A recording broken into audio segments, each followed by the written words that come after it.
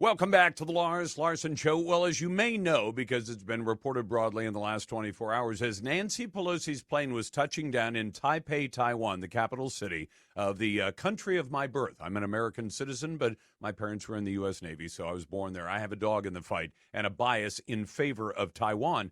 But as Pelosi's plane was touching down, the presidential office in Taiwan was in the midst of an attack, not rockets and bullets as usually threatened by the mainland communists, but by hackers and computers. So I thought we'd talk about it with Carl Szabo, who's vice president and general counsel for NetChoice and a professor of internet law at George Mason University's Scalia Law School. Carl, welcome back to the program. Yeah, thanks for having me back. Can you give us an idea of what the scope of this attack is? And we're sure it's the mainland Chinese. I know that sounds like a dumb question, but I thought at least ask. We're sure it's the mainland that's attacking them deliberately? Yeah, this is not the first time that we've seen the CCP and hackers in China attack American and American allies like Taiwan. And what we saw the other day was as Speaker Pelosi was about to touch down in Taiwan, as part of their saber rattling, the CCP launched a cyber attack on the Taiwanese president's office. Now, this is becoming more and more commonplace. We are seeing cyber attacks across the world attacking not only our allies around the world, but also American citizens domestically. You need only remember about a year ago when the Colonial Pipeline hack occurred, and it shut down all of oil transportation on the eastern seaboard, causing oil prices to spike. Every single day, every single hour, America's tech leaders are fighting off cyber attacks from foreign nations like China, like Russia. And every single day and every single hour, they are doing a successful job at stopping them. But we need to help America's tech leaders not impede their ability to stop these foreign aggressors.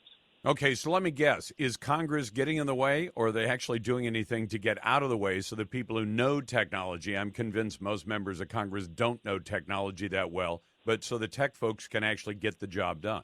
I mean, that's exactly right. What you're seeing is the exact opposite actions out of Congress and its administration, basically on every single crisis. We have increased we have a recession going on, so what do they say? Increase taxes. We have record inflation, so what do they say? Increase government spending. And what are we seeing? Increased foreign cyber attacks. So what is Congress and this administration doing? Well, they're attacking America's tech businesses and making it harder for us to defend ourselves. And the thing is, most Americans don't realize how great we got it. In fact, there's an article in the Wall Street Journal coming out tomorrow about this very thing, where they talk about all the work that the U.S. has done to help secure and protect Ukraine and Ukraine's cyber attack. And President Zelensky over in Ukraine actually gave the Peace Prize to Google and Amazon because they were so instrumental in fending off the Russian cyber attacks.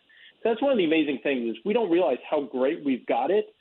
And we actually need to look at our foreign allies and their reliance on us to recognize that we need to empower America's tech businesses, not undercut them.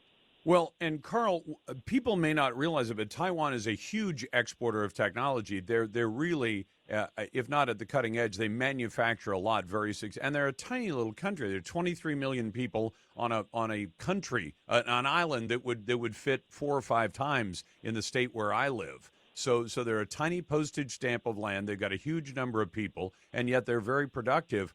You'd think if anybody knows technology, they do. Am I right in guessing that despite having all those great technological companies and knowledge, that they're still having a tough time fending off the attacks from China? I mean, one of the things that we've seen out of China is just they're getting bigger, stronger, and better with their military as well as their technology. Now, remember, about half of America's semiconductors come from Taiwan. And Congress just passed a bill to hopefully increase domestic production of semiconductors. But regardless, while Taiwan is fantastic at manufacturing semiconductors and other pieces of technology, the underlying computer software, the underlying systems that actually help keep things like their president's office secure from cyber attacks, that technology is actually developed domestically. That is an American-made product by American-made tech leaders. that we then provide as a service, as a business opportunity to foreign nations, to foreign allies like Taiwan to help them stay secure. Well, and you'd almost think that, I mean, while everybody's talking about NATO today and the 2 new members and all the rest of that, you'd almost think that the technological countries that are actually honest — I don't think China's very honest, and you're free to disagree with me if you see it otherwise, Carl, but you would think that those countries that say we don't want to be the subject of these kind of attacks would get together and say, let's share the technology to build basically a technological wall against this kind of thing. Is that kind of approach? Does that kind of approach have any kind of prospect of winning or working? I mean, one of the things that we do see is in the tech industry, we see a lot of information sharing on things like security. And we see a lot of America's technology businesses put down their competitive nature and put down their anger and animosity towards each other when it comes to things like security, like hardening critical infrastructure, like closing holes in security systems. Because at the end of the day, if Americans or people around the world lose trust in the technology, in the internet systems, then it hurts all technology businesses. So when it comes to keeping people safe and secure, we actually have found that the technology sector, the business sector, works together brilliantly. And we would hope the same thing would be true amongst the governments. But frankly, when it comes to technology, I trust private businesses to secure our government more than I trust our government to secure private businesses. I don't know about you, but Carl, you know, at the local level, I see anything the state government or local government touches when it comes to computer technology, they seem capable of screwing it up. It's like the reverse of the Midas test. Everything they touch turns from gold to dross, and not the other way around. I don't trust the government with any of that stuff. But let me ask you one last thing, and I've asked this before, but in the last 30 seconds, should we go on the counteroffensive and put, you know, actors like China on notice? If you decide to attack us or our allies, we will have counter DOS attacks, for example. I think before we go into a kind of a hot war in cyber, we need to have this administration actually get strong when it comes to protecting Americans.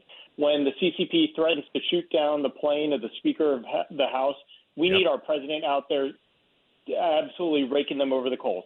So I think this can actually start well before we actually engage in cyber attacks, with the administration actually getting tough when it comes to protecting American interests abroad. Okay, maybe we can figure out how to install a backbone in Joe Biden, or maybe get him out of his conflict that he has with his masters in Beijing. That's Carl Szabo, General Counsel for NetChoice, Professor of Internet Law at George Mason University. Professor, it's a pleasure, as always. Thank you. You're listening to the